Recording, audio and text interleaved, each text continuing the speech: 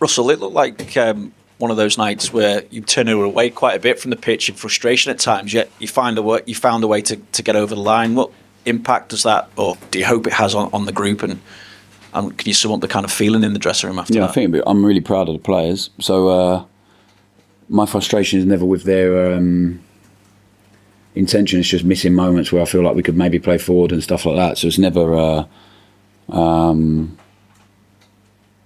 anything other than that, really. I understand what we're asking the players to do is so tough, and they do it with so much courage and conviction and intensity tonight. So I'm really proud of them. So I'm really happy. I don't feel frustrated. I feel really proud of the performance. We responded brilliantly to a setback, which is what hurt us on Saturday. We had a setback, missing the penalty, and then the energy for 15 minutes was terrible, and it cost us the game. So because nothing changed tactically in that game at all. It lifted one team in terms of energy and spirit, and it drained the other. And we had a lot of the young players on the pitch that will be better for that moment, because sometimes you have to learn by feeling and having that bit of pain. But tonight we had a setback and they responded brilliantly. They stuck at it, they puffed their chests out, they were aggressive. The game looked how we wanted it to look. I wanted to play forward a little bit more at times, but we're playing against a team that make it really difficult. They press well, they're compact. But I saw a lot of stuff I liked, and as I said, I'm really, really proud of them tonight. Do you feel that does then for the mindset? It feels like it could be a big moment in the season with Ipswich to come at the weekend. Yeah, I hope so. We'll see on 5 o'clock on Saturday, but I feel like all you can ever ask is analyse the performance from Saturday, try and learn from it, take something from it. And what we learned was actually for half an hour we were brilliant, like the best performance of the season so far, and look very much like the team we want to look like. And then we have a disappointing moment and it completely derails us. Tonight we didn't, so we had a tough moment conceding and then responded brilliantly. So I think that's the learning, right? And you analyse that and you improve and you grow from that, and they did that tonight.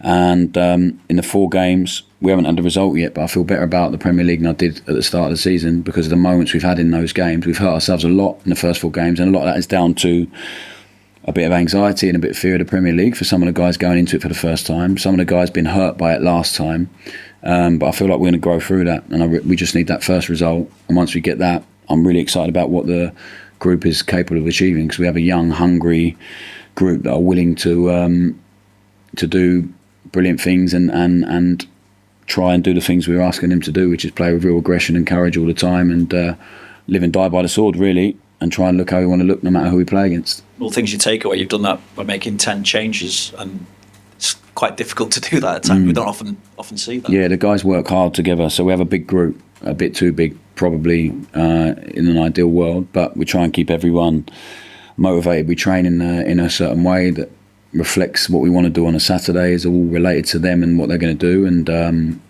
is why a lot of the guys can step in tonight and play in the way that they did, and it'll be great for them. A lot of guys playing their first game for us starts. Wee Man coming back, and Max Cornet, Adam Lallana was really, he's just a brilliant, beautiful footballer, and he helps the team a lot with his voice, so he'll be a big player for us. And then more guys like Leslie and those guys, Charlie and Breezy, feeling it again and making sure they're ready to step in at any point, and they have to push each other. The guys have to stay really hungry, and they get on so well, but they really compete as well, and they push each other, and that's important. Thanks, Russell. Just on the shootout, 6 penalties, excellent penalties, the top save by McCarthy as well. How happy are you with that?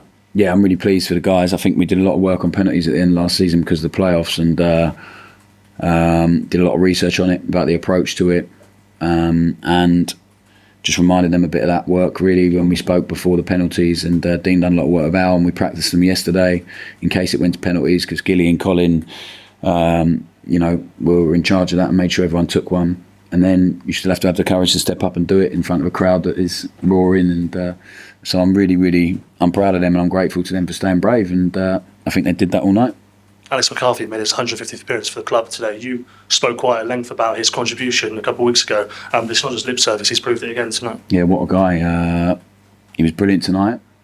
He was amazing last season. At the end of last season, we wouldn't have done it without him for sure. And then he's been an amazing teammate, the way he's responded to losing his place to Rambo, who's come in and was excellent on Saturday. So Al is, first and foremost, a brilliant human being, and that helps. And then he puts the team first, so then he comes in tonight and can perform like that. I thought he was great. So we have a really strong goalkeeping department with Joe Lumley, the way he's responded to being out of the squad the last few games. He played in the last cup game, so he would have been disappointed not to play, but they're brilliant. And Dean's working him hard and pushing him hard. And tonight he deserves. I'm really pleased for how he has a moment like with the fans cheering his name. The fans were amazing, by the way, the amount of travel on a Tuesday night up here. So, yeah, I'm pleased for Al, and I'm pleased we won. In terms of a response coming back out of the team and back into the team, Taylor Harwood-Bellis with the armband today, could you have asked for much more than that? He was amazing, yeah. So, gave him the armband because I feel like he is a natural leader, but has played with too much tension in the first few games, because it's what you do. I did the same when I got to the Premier League. You want it so badly for so long, and you get there and it can hit you hard quickly. So, but he's going to be amazing, and he had to come out of the team because he wasn't quite in the place he needs to be tonight. Will help him massively. He was fantastic tonight, defensively, with the ball.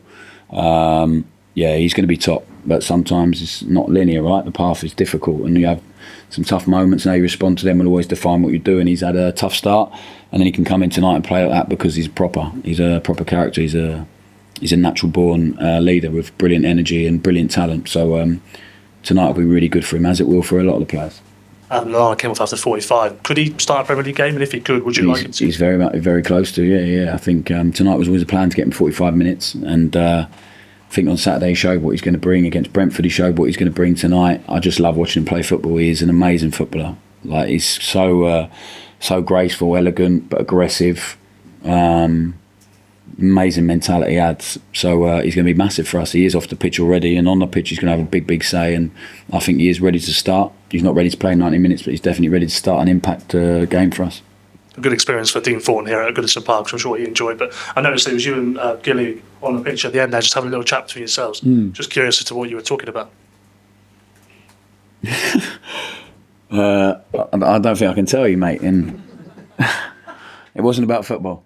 No, we were chatting. We were chatting about the game. We were speaking about Saturday because, of course, that comes into your thinking straight away now about what's going to be important the next 2 days. What team? What did you think about tonight?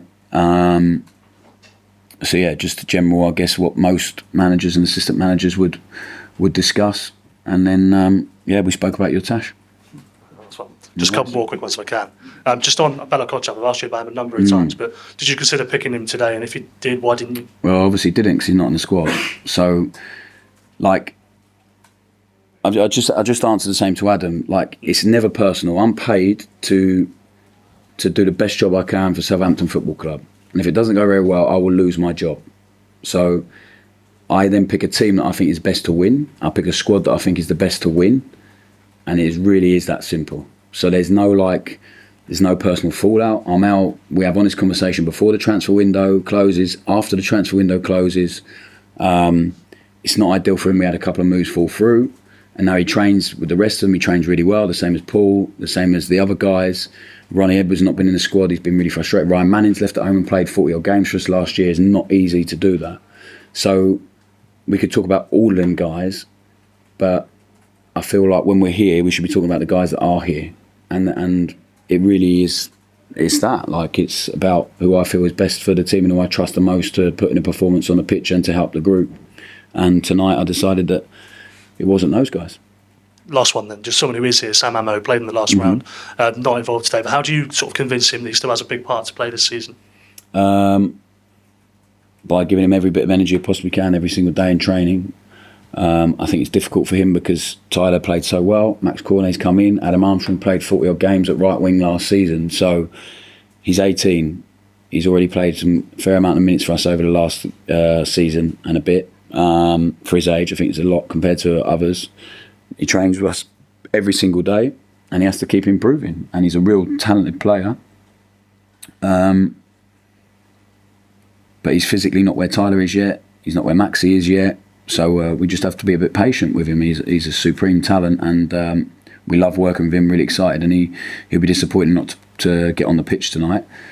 But again, like, I get paid to try and win a game of football, and tonight felt that it was a game for Tyler to come on with his physicality. We're playing against a team that are big, strong, physical, and hopefully it was the right decision tonight. So Sam will be fine. We spent a lot of time working with him, a lot of conversation. I actually get on really well with his agent, which is not like me, because I don't really get on well with them. So, but I've had a long relationship with him, so he understands there's a long-term plan with Sam. And yeah, we'll just keep assessing his role and his situation. Thank you. All good? Yeah, sorry, last one. Hi Russell, Hamza Kawade from B Comes here. It's hard not to get excited about the potential of Tyler Dibling. It's been absolutely fantastic. He was against Manchester United and he was again tonight. That nutmeg, that little dribble, and he scored a winning goal in front of packed out Goodison Park. Is it hard to get too excited about the fact that you've got such a potential superstar on your hands? I just want to be cautious of it, because like in this country we have an amazing habit of building people up so early and then really enjoying the fact they don't quite reach their potential. And I think the biggest thing I can say is if he's playing, it tells you what we feel about him at 18 years old, the stuff that he can do, that we trust him.